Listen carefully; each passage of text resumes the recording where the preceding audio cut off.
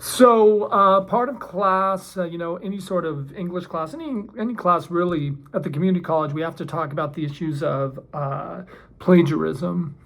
And we got to talk a little bit about AI because AI is changing some things. So I wanted to start this off with kind of talking about a class that I took at Sac State. So we get paid for all this professional development.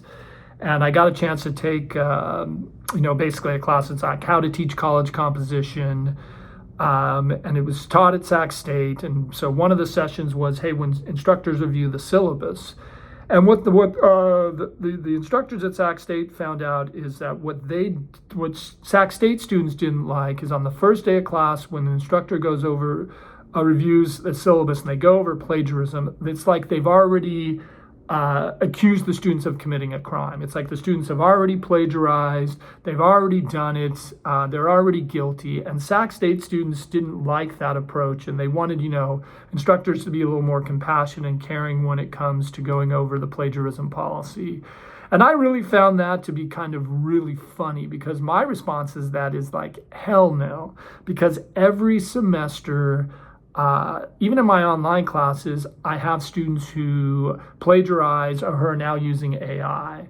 And what students just need to know is that there are consequences for plagiarism. Basically, plagiarism can be defined, when you take someone else's words, you use them as their own. Generally, in the past, students would just copy and paste something from the internet. It's really dumb to plagiarize a paper because you're going to submit everything, upload everything to Canvas. And we'll be using Turnitin.com, which scans through the websites. It even goes through some of the pay sites. One of my favorite plagiarism stories is I one time had a student who paid like $300 for a paper. And when I told class, they were laughing. I couldn't figure out why they were laughing. And it was because the student had spent more for the paper than he did for the 3-unit class. There's also issues with students using AI. I mentioned in the welcome video that students who use AI just generally just don't pass my class. And the reason is, AI generally gets things wrong. It mixes up information.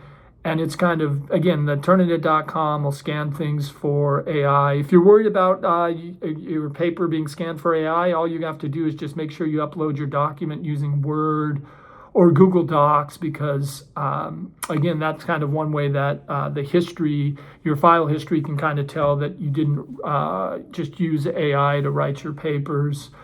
But generally, there are consequences to plagiarism, right? If you plagiarize a paper, you get a 0 on the assignment. It gets reported to the dean, and then students can generally meet with the dean, and then sometimes the dean refers students to the dean of student discipline. Once that process gets rolling, it's not in my control anymore. I mean, I really have to just stress this, that when students write their own papers, they generally come up with great ideas. I'll give you the feedback to show you how to become a better writer.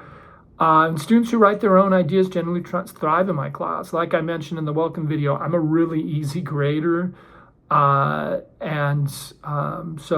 I just hope it's not a problem, but I just want students to understand that there are problems with plagiarism, even in my online classes, and I'm just hoping it won't become an issue. But if you have any questions or concerns, send me an email, and otherwise, let's just have fun with class.